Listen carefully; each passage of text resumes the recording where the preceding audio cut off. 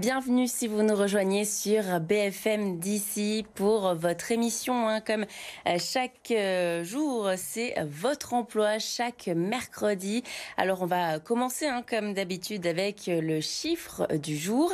Et aujourd'hui, c'est plus de 158%. Ce n'est pas un secret puisque l'emploi a souffert de la crise sanitaire, mais certains s'en sortent un peu mieux que d'autres, à l'instar du département des Alpes-de-Haute-Provence, qui sont en troisième place du podium des départements les moins impactés, avec une progression de l'emploi donc de plus 2,58% entre le quatrième trimestre 2019 et le deuxième trimestre 2021. Le département se retrouve tout juste derrière celui de la Savoie ou encore de la Lozère. Avec nous ce soir pour parler emploi, c'est Gilles Ponce. Bonsoir, merci d'être avec nous. Vous êtes donc le directeur de Cap Emploi dans la Haute-Provence. Alors c'est un organisme de soutien, d'accompagnement, notamment pour les personnes handicapées. Et quel constat est-ce que vous pouvez faire aujourd'hui sur le territoire ? Écoutez, effectivement, nous sommes vraiment dans une phase ascendante de l'emploi. Nous avons eu des chiffres 2021 identiques à ceux de l'an dernier en termes de placement de personnes handicapées dans les entreprises et dans le secteur public. Quels sont les secteurs justement où vous constatez une hausse finalement de cet emploi ? Alors, on reste sur les mêmes secteurs que les années précédentes.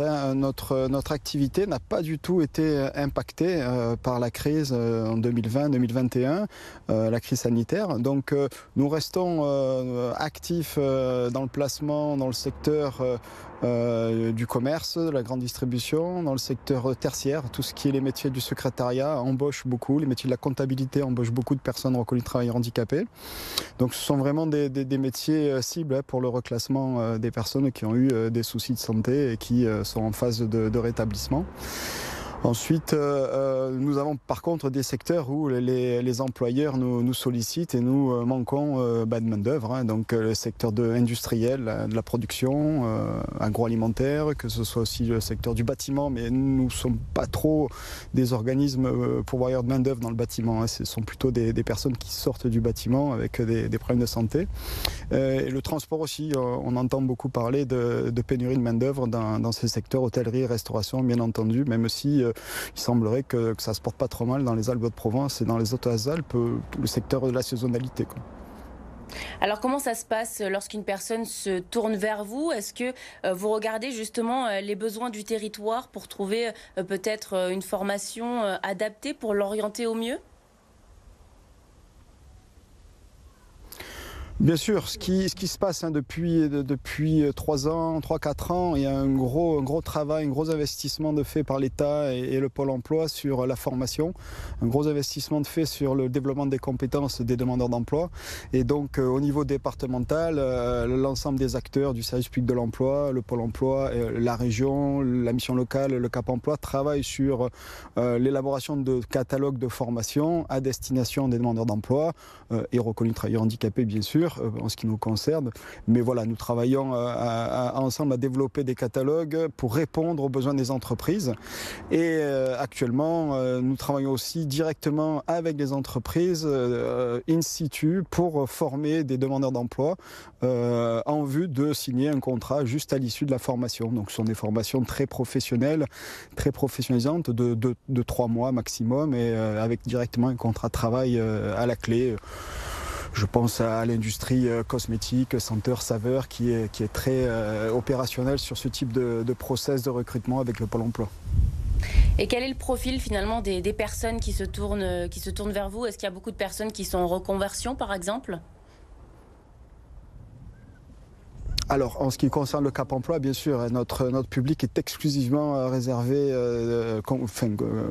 composé de personnes reconnues travailleurs handicapés, donc qui, pour 75-80%, nécessitent un reclassement vers un autre métier qu'exerçaient précédemment, bien sûr, tout à fait. Donc, ce sont des personnes qui sont reconnues travailleurs handicapés par la maison départementale des personnes handicapées. Ça, c'est partout en France, le process est le même. Et nous les accueillons directement au Pôle emploi depuis l'année 2020. Nous faisons avec le Pôle emploi un travail de complémentarité et nous développons une offre de services intégrée en vue d'une prise en charge inclusive des personnes handicapées au sein des services publics de l'État et du droit commun. Parce qu'il y a un accompagnement pour trouver justement ce travail, mais il y a également un accompagnement, du soutien aussi, c'est ça pour ces personnes qui peut-être ont besoin de soutien aussi psychologique? Alors, pour certaines personnes, effectivement, nous avons des partenaires spécialisés par handicap, donc le soutien psychologique fait partie des prestations possibles. Nous avons des partenaires spécialisés sur la déficience visuelle, la déficience auditive, le trouble psychique. Donc effectivement, l'accompagnement d'une personne reconnaître travailleur handicapé vers l'emploi prend 12 à 18 mois en vue d'un rétablissement et en vue de l'identification d'un métier, d'une formation adaptée à son handicap, tout à fait. Et quels sont les retours que vous avez des personnes qui se sont tournées vers vous, qui ont trouvé un emploi sur le territoire? Quel est un petit peu le retour, le ressenti que vous avez, vous? Alors, c'est difficile, c'est difficile. Nous avons quelques retours de personnes très satisfaites. Nous avons des mails de remerciements. Nous avons envoyé il y a quelques années, nous avons fait une enquête de satisfaction.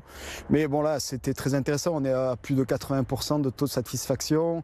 Avec le Pôle emploi qui a une procédure aussi très rigoureuse sur l'indice de satisfaction des demandeurs d'emploi, tout confondu. Pour les personnes reconnues travailleurs handicapés, je crois qu'on est à plus de 85% de satisfaction. Maintenant, il n'en demeure pas moins que l'emploi des personnes handicapées reste très difficile et le nombre de personnes qui sont en difficulté est important. Dans les Alpes-de-Haute-Provence, on est à peu près à 1600 personnes reconnues travailleurs handicapés inscrits au Pôle emploi en recherche d'emploi. Donc il faut des moyens pour développer l'accompagnement.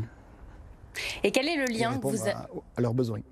Quel est le lien que vous avez avec les employeurs? Parce qu'il faut également les accompagner, ces employeurs.